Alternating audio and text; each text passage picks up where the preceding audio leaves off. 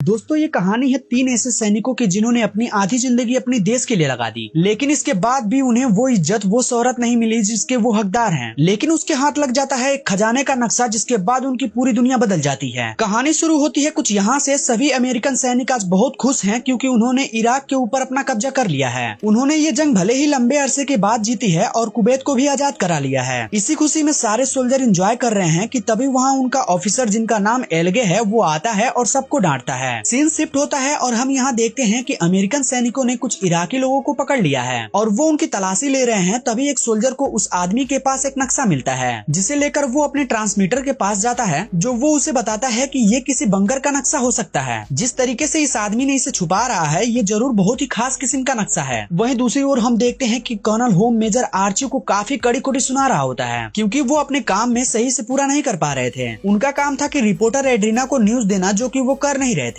कुछ दिनों के बाद उस नक्शे को लेकर बाल्लो अपने हेड एलगे के पास जाता है, जहां वो और उसका साथी कॉनवे इस बारे में बात कर रहे होते हैं कि आखिर ये किस चीज का मैप हो सकता है। तभी वहाँ मेजर आर्ची आते हैं और वो कहते हैं कि जिस चीज को तुम लोग छुपाने की कोशिश कर रहे हो वो असल में काफी दिनों तक छुपी नहीं रह सकती है। मैं तुम्हें बताता हूँ कि ये नक्शा सद्दाम हुसैन के खजाने की है, क्योंकि एक बंकर में रखा है जहाँ पर अरबों डॉलर का गोल्ड और डायमंड हो सकता है जो कुवैत से चुराया गया था। वो कहते हैं कि आज तक हमें सेना ने ज्यादा कुछ नहीं दिया, मैं तो कुछ ही दिनों में रिटायर होने वाला हूँ, लेकिन तुम लोग अभी काफी दिनों तक यहाँ रहने वाले हो। मेरी बात मानो तो हम चारों को इस बात को अपने अंदर ही रखना चाहिए और कल सुबह जाकर इस बंकर को हमें ढूंढना चाहिए, क्योंकि अब हमें कोई भी सैनिक रोक नहीं सकता। हमारा इस पे कंट्रोल है। खजाने मिलने के बाद हम बराबर हिस्से में बांट लेंगे। और सभी लोग मान जाते हैं और सभी लोग निकल जाते हैं खजाने की खोज में। लेकिन क्या उन्हें वो मिल जाएगा? और अगर उन्हें मिल गया तो आखिर वहाँ कितना गोल्ड हो सकता है? ये चारों एक कबाला नाम के गाँव में पहुँचते हैं जहाँ पर ये बड़ी सी हवेली थी। उनके दीवारों पर सद्दाम हुसैन की फोटोज लगी हुई थी। वो लोग कॉनवे को बाहर खड़े रहने को कहते हैं और अंदर जाते हैं, लेकिन तभी वहाँ पर कुछ इराकी लोग आते हैं जो उनसे अपनी जान की भीख मांगने लग जाते हैं। वो उनसे कुछ खाने के लिए मांगते हैं। उन्हें लगता है कि वो लोग कुछ खाने के लिए लेकर आए हैं, पर ऐसा कुछ नहीं था। वो लोग जैसे तैसे बचकर अंदर जाते हैं, जहाँ पर उन्हें चारों तरफ बस इराकी सैनिक मिलते हैं जिन्हें वो बंदूक दिखाकर नक्शे के बारे में पूछते हैं, पर वो इनका कोई भी जवाब नहीं देते। लेकिन तभी कर्नल होम एक के ऊपर बंदूक तान देते हैं। अब वो बंदूक चलाने वाला ही होता है। तभी एक दूसरा बंदा कह देता है कि ये गोल्ड यहाँ नहीं बल्कि दूसरे बंकर में मौजूद है। इसके बाद बाहर एक दूध का टैंकर आता है जिसे इराकी सैनिक जानबूझकर उसे उड़ा देते हैं, जिससे कि ये सारा दूध बह जाता है और बर्बाद हो जाता है। लेकिन फिर भी वहाँ के लोग उस दूध को इकट्ठा करने लगते हैं क्योंकि वो कई दिनों से भूखे थे। और तभी अंदर इस हलचल की आवाज पहुँच जाती है तो वो तीनों फौरन बाहर आते हैं। वहाँ हर तरफ अफरा तफरी मची थी। इस जंग की वजह से यहाँ के लोग बर्बाद हो चुके थे। अब इस सिचुएशन में जैसे तैसे ये लोग यहाँ से निकल जाते हैं, यानी कि इन्हें वो सोना नहीं मिला। तब वर्नर मेजर आर्ची से पूछता है कि आखिर वो सब क्या हो रहा था। वो इन सभी को बताते हैं कि इराकी आर्मी हमें कुछ नहीं कहेंगे, क्योंकि उन्हें पता है कि अगर उन्होंने कुछ बोला तो वो मारे जाएंगे। हमारी सरकारों के बीच में एग्रीमेंट हुआ है कि कोई भी किसी पर फायरिंग नहीं करेगा। अब उसे बताते हैं कि लेकिन उनकी वजह से कई मासूम लोग मर रहे हैं। हालांकि इसमें उनकी कोई गलती नहीं है, इनमें गलती है अमेरिकन प्रेसिडेंट बुश की, जिन्होंने इराक के लोगों के सद्दाम हुसैन के खिलाफ भड़काया है। और अब उनके खिलाफ हो गए तो अमेरिका ने उन्हीं लोगों का साथ छोड़ दिया। एक तरीके से उनके साथ धोखा हुआ है। इसके बाद वो गोल्ड के बंकर के बारे में पूछता है तो वो बताते हैं कि मैंने आते हुए कुछ कुएं देखे हैं जिसके आसपास कई इराकी फौजी खड़े थे। जहाँ तक मुझे लगता है कि उसी कुएं में बंकर है जो सद्दाम हुसैन ने बनवाया है और उसी में सारा गोल्ड छुपा हो। अब वो तीनों मेजर से पूछते हैं कि क्या हम वहाँ वापस नहीं जा सकते थे, हमें वो गोल्ड नहीं मिलेगा। तब वो समझाते हैं कि जरूर मिलेगा, लेकिन उसके लिए हमें थोड़ा इंतजार करना होगा सही समय के लिए। वहीं दूसरी ओर रिपोर्टर एड्रियाना को देखते हैं जो वॉल्टर के साथ कुछ ऐसी जगहों पर जा रही थी जहाँ कई सारे घटनाएं हुई थी, लेकिन उन्हें वहाँ कुछ ऐसा खास नहीं मिलता जिन्हें वो न्यूज पर चला सके। इसीलिए वो वॉल्टर से कहती है कि तुम मुझे वहाँ ले चलो जहाँ मेजर आर्ची गए थे। पहले तो वो कहता है कि मुझे नहीं पता कि वो कहाँ गए, लेकिन बाद में वो उसकी कार लेकर भागने लगती है और तब प्रेशर में आने की वजह से वो कबाला गांव की तरफ ले जाने लगता है। इसी दौरान हम उन चारों को दोबारा देखते हैं, लेकिन इस बार स्कूल के पास खड़े हुए इराकी सैनिकों को बंदी बना लिया था और फिर उस कुएं में बनी सीढ़ियों से नीचे जाने लगते हैं, जहां उन्हें एक गेट मिलता है जिसे खोलने पर वहां बहुत से इराकी सोल्जर मिलते हैं जो बड़े ही आराम से काफी महंगा चीजों का आनंद ले रहे थे जो कि कुवैत से चुराई गई थी या फिर छीन कर लाई गई थी। वहाँ पर काफी सारे कंप्यूटर्स थे जिन्हें आज तक कभी खोला तक नहीं गया। बहुत सारे महंगी कारें थी, लेकिन तभी मेजर आर्ची की नजर अंडरग्राउंड डोर पर पड़ती है जिसे वो खोलने के लिए कहते हैं, लेकिन वो सैनिक मना कर देता है। तब वो उसे कहते हैं कि ये सारी कीमती चीजें कुवैत की है, हम इन सारी चीजों को वापस देने के लिए ले जा रहे हैं। तब वो मान जाता है और फिर उन्हें अंदर ले जाता है, जहाँ पर तकरीबन 20 से 25 बैग थे जिन्हें खोलने पर वहाँ अरबों डॉलर के पैसे थे, कुछ बहुत ही महंगे वॉचेस थे और आखिरी कुछ बैग थे जो कुवैत गोल्ड से भरे हुए थे जिनकी कीमत करोड़ों डॉलर में थी। सारे सामानों को देखकर इन तीनों की हालत टाइट हो जाती है और इन्हें यकीन नहीं नहीं होता कि ऐसा कुछ भी यहाँ पर छुपा हो सकता है इस रेगिस्तान में। इसके बाद वो एक एक करके सभी चीजों को दूसरे बैग में भरना शुरू करते हैं। तभी बालो मेजर से कहता है कि हमें इस गोल्ड को यहाँ से बाहर ले जाने के लिए एक ट्रक की जरूरत पड़ेगी, मैं एक ट्रक लेकर आता हूँ। और अब वो फौरन ऊपर जाता है। वहाँ कॉनवे से कहता है कि सब कुछ ठीक है ना, तब वो कहता है कि हाँ। अब उसके पास ट्रक भी था और सोना भी था। अब वो सोने को भरना शुरू करते हैं। लेकिन तभी हम वहाँ कुछ इराकी सोल्जर को देखते हैं जो एक सिविलियन को पकड़ लेते हैं और वो लड़की अमेरिकन सोल्जर से मदद मांगती है कि हमें छोड़कर मत जाओ, हमें भी अपने साथ ले जाओ वरना ये लोग हमें मार देंगे। लेकिन ये लोग जाने लगते हैं और तभी वो इराकी सोल्जर सभी के सामने उस लड़की को गोली मार देता है। अब ये देखकर मेजर का दिमाग घूम जाता है क्योंकि उसके सामने गलत हुआ था, इसलिए वो सोल्जर पर चिल्लाता है और सभी मासूम लोगों को छोड़ने के लिए कहता है, जिसे देखकर बालो कहता है कि सर हमारा मैटर नहीं है, हमें यहाँ से चलना चाहिए। तभी यहाँ बहस होना शुरू हो जाता है। उसी समय मेजर के ऊपर वो सोल्जर गोली चला देता है जिसके बदले में ये भी उसे मार देते हैं। अब यहाँ दोनों तरफ से गोलियां चलना शुरू हो जाती है जिसमें सारे इराकी सोल्जर को ये मार गिराते हैं और जो सिविलियन बचते हैं उन्हें अपने ट्रक में बैठा लेते हैं और कहते हैं कि इन्हें किसी जगह पर ले जाकर छोड़ देंगे। सभी मेजर की हरकत से खुश नहीं थे क्योंकि ये रूल के खिलाफ है। अमेरिका ने साफ साफ बोला है कि अब वो किसी भी इराकी सोल्जर पर हमला नहीं करेंगे। उनके जाने के बाद वहाँ इराकी सेना का मेजर आता है और अपने लोगों को मरा हुआ देखकर पागल हो जाता है और कहता है कि अमेरिका ने हमारी शर्त तोड़ दी है, अब हमें भी हमला करना होगा। वो कुछ आंसू गैस आसमान में छोड़ता है जो जाकर सीधा इन लोगों के वैन के ऊपर फटते हैं जिससे कि वहाँ की हवा में गैस फैल जाती है और वहाँ के सभी को चक्कर आना शुरू हो जाता है। अब बालो अपना मांस ढूंढने लगता है लेकिन तभी कॉनवे देखता है कि सामने कुछ लैंडमाइन बिछी हुई है, इसीलिए वो सभी सिविलियंस को लेकर ट्रक से कूद जाता है। लेकिन कुछ ना देखने की वजह से बालो कूद नहीं पाता और तभी एक धमाका होता है। लेकिन इस धमाके में किसी को कोई चोट नहीं आती, सभी सही सलामत थे। तभी उसकी नजर दो बच्चों पर जाती है जो पास में ही लगे हुए माइंस पर जा रहे थे। वो फौरन उन्हें जाकर बचाता है। लेकिन तभी वहाँ पर कुछ इराकी सैनिक आते हैं जिन्होंने गैस मास्क लगाए हुए थे। अब वो बालो को बंदी बना लेते हैं और उसे अगवा करके यहाँ से ले जाते हैं। इधर दूसरी ओर पास में ही बनी एक गुफा के बाहर कुछ लोग निकलते हैं और इन सारे लोगों को अपने साथ ले जाते हैं और साथ में ही उन सारे गोल्ड्स को भी। अब नीचे गुफा में जाने के बाद कॉनवे आर्चिप से कहता है कि वो लोग बालो को ले गए, अब हम क्या करेंगे। तो वो दिलासा देते हुए कहते हैं हमें थोड़ा सब्र रखना होगा, हम जल्द ही उसे ढूंढ लेंगे। तो वो कहता है कि सब आपकी वजह से हुआ है। तब मेजर उसे समझाते हैं कि अगर मैं उन सिविलियंस को नहीं बचाता तो वो लोग उसे वही मार देते। वहीं दूसरी ओर हम बालो को देखते हैं जिन्हें इन लोगों ने एक बंकर में बंद कर रखा था, लेकिन वहाँ उसे कुछ सैटेलाइट फोन मिलता है जिनमें से एक काम कर रहा था। अब फौरन वो अपने कैप में कॉल लगाता है लेकिन कोई कॉल उठाता नहीं है। तो वो अपनी वाइफ को कॉल लगाता है और उससे कहता है कि कर्नल हॉर्न को बता दो कि मैं कबाला गांव में फंसा हुआ हूँ, वो आकर मुझे जल्दी से बचा ले। और इतना बोलते ही फोन कट जाता है। उधर दूसरी तरफ कैंप में सबको पता चल गया था कि मेजर और उसके साथ कुछ लोग कबाला गांव में गए हैं, लेकिन उन्हें ये नहीं पता था कि अभी वो किस हालत में हैं। लेकिन तभी एक सैनिक आकर उन्हें सारी कहानी बताता है कि उन्हें एक मैप मिला था जिसे लेकर वो लोग गए हैं। तो सार्जन कहते हैं कि जरूर उनका कोई पर्सनल मिशन होगा, तुम अपनी टीम के साथ उन्हें ढूंढने के लिए जाओ। उधर मेजर और रेबेल ग्रुप के हेड के बीच में दोस्ती हो जाती है और वो दोनों आपस में डील करते हैं कि हम अपने गोल्ड को आधा आधा बांट लेंगे और फिर तुम्हारे दोस्त बालो को ढूंढने में मदद करेंगे। वो उन्हें कुछ हथियार भी देता है और बताता है कि जरूर उस इराकी आर्मी ने ओसिस बंकर में छुपा कर रखा होगा, हमें वहीं चलना चाहिए। इधर बालो की हालत ठीक नहीं थी, तभी आकर सैनिक उसे लगातार दर्द दे रहे थे क्योंकि उन्हें अमेरिका से बहुत नफरत थी। अमेरिका की वजह से उनका परिवार मारा गया था, इसलिए उसे और तकलीफ देता है। वहाँ मेजर और रबल अपने लोगों को लेकर बाहर आ जाते हैं और उस बंकर की तरफ बढ़ने लगते हैं, लेकिन बीच में ही उनका सामना कुछ रेबल ग्रुप से होता है जिनकी आपस में दोस्ती है, इसीलिए वो इन्हें एक दूसरे बंकर में ले जाते हैं जहाँ पर सद्दाम हुसैन की आलीशान गाड़ियाँ रखी हुई थी जो कुवैत से चुराई गई थी। अब मेजर उससे कहता है कि हमें इनमें से कुछ गाड़ियों की जरूरत पड़ेगी, क्या तुम दे सकते हो। अब वो मान जाता है लेकिन इसके बदले में उसे कुछ पैसे देने होंगे। तो वो गोल्ड के 6 बैग उसे दे देता है। फिर उन गाड़ियों को लेकर ओसिस बंकर की तरफ बढ़ने लगता है। बीच में रुककर वो लोग बचे हुए गोल्ड को रेगिस्तान के नीचे दबा देते हैं क्योंकि वहाँ इसे ले जाना सेफ नहीं है और फिर वापस आते हुए फिर वो उस गोल्ड को निकाल लेंगे। अब इसके बाद रेबेल ओसिस बंकर का नक्शा जमीन पर बनाता है और वो उसे बताता है कि कैसे वो लोग उसके अंदर जाएंगे। लेकिन वहाँ काफी इराकी सैनिक हैं जिन्हें हम इतनी आसानी से हरा नहीं सकते, पर उनकी एक कमजोरी है, वो सद्दाम हुसैन से बहुत डरते हैं। तो वो कहता है कि ठीक है, हम उसी कमजोरी का फायदा उठाएंगे। जिसके बाद हम देखते हैं कि ओसिस बंकर के बाहर एक आदमी आकर उस गार्ड को बताता है कि सद्दाम हुसैन यहाँ पर आने वाले हैं, क्योंकि वो यहाँ के गार्ड से ज्यादा खुश नहीं है और वो सभी की क्लास लेने वाले हैं। अब वो गार्ड अपनी नजर घुमाते हैं तो वहाँ दूर से एक गाड़ियों का कफिला आ रहा था, सेम वैसे ही जैसे सद्दाम हुसैन आते हैं। उसे देखते ही सब चिल्लाने लगते हैं कि सद्दाम हुसैन वापस आ रहे हैं, भागो यहाँ से। अब वो फौरन अपना सब कुछ छोड़कर वहाँ से भागने लगते हैं। कुछ ही देर बाद वो कफिला वहाँ पर आकर रुकता है, लेकिन उसमें मेजर आर्ची और सारे रेबेल के लोग मौजूद थे